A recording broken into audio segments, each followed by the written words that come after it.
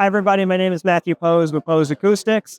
You know me from Audioholics and various other channels that I've worked on. And I have Doug Schneider here, who is from SoundStage.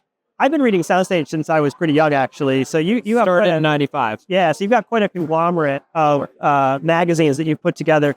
And I actually think it's really cool that you've come out to this show. I'm local here in Florida, so this is local to me. And it used to be a small regional show, but it's really gotten to be one of the premier shows, I think, in the U.S. at this point. Yes. So tell us a little bit about what brought you here. We've been coming here every year since it began. And the first year, I can't remember, when was the first year? 2017, 2018? That sounds about right. Yeah. I come from Canada. So everybody who came here that year said, even if it's not a great show, we're going to Florida for a few days. That was what brought. And it turned out to be a really good show. Good time of year. February is perfect. Ever since the demise of CES, we haven't had a show to fill in the spring. So February was perfect. It kicks off the year. It's a nice location. It's close to the airport and close to restaurants, all that. So we just come back every year, except one year when it was closed due to COVID, but every year. Yeah, I think it's a really good show. I think it's great that the media has come out like this. Is there a room that you've seen so far that you're like, this really unexpectedly blew my mind? I wouldn't say unexpectedly, because I expected it's a good display, is the TAD room, which is just over there.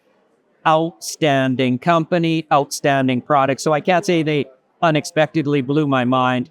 It just was really good as expected. But the one that did surprise me was Horns and Acoustics. Yes, I've heard them a lot. Because I'll be honest, I wrote an article. You can see it. I've never been impressed with their super expensive speakers. Very wildly overpriced, in my opinion. But their $5,500 one, it's actually really good. Yeah, so I was very impressed too. I went up there, I took a listen. I wasn't sure what to expect. I've heard some of their six-figure speakers before and kind of walked away like, yeah. They're really well made. I mean, I'll give them that. But the finish is pretty look at them and the ones that are $100,000 stand mount speaker and you're like, why? But $5,500? And then a little more with the stands, which are, it's a good speaker. So that was unexpected. Yeah, I actually spent a little time in there listening. I was talking to Michael Fremer earlier, as we were both saying, like, we've seen it all, right? Like, it's hard to impress us at this point. So you kind of just walk around and you're like, all right, I've seen that before. Oh, that's new. Well, I'm not going to be interested in that. Yeah. And then every once in a while you see something and you sit and you listen and you spend more time than you intend to in there. Yeah. And that's a sign of a good product. And then there's another company I will give a shout out to because I think there's promise there. It's called Endow Audio. Okay, I know that. And they got that funky mid-range around the horn-loaded tweeter. Yeah, it's an unusual looking speaker. It's an interesting idea. Yeah. I'll say that. I agree with you. It is an interesting idea. The sound shows promise. I don't know that it's there yet. I didn't walk away. I agree. Ready to buy it. I think it's still a work in progress, but I think it's got promise. Yeah, I can see that. Yeah. All right. Well, Doug, thank you very much for coming out here. I appreciate it. It's always a pleasure to see you at these shows.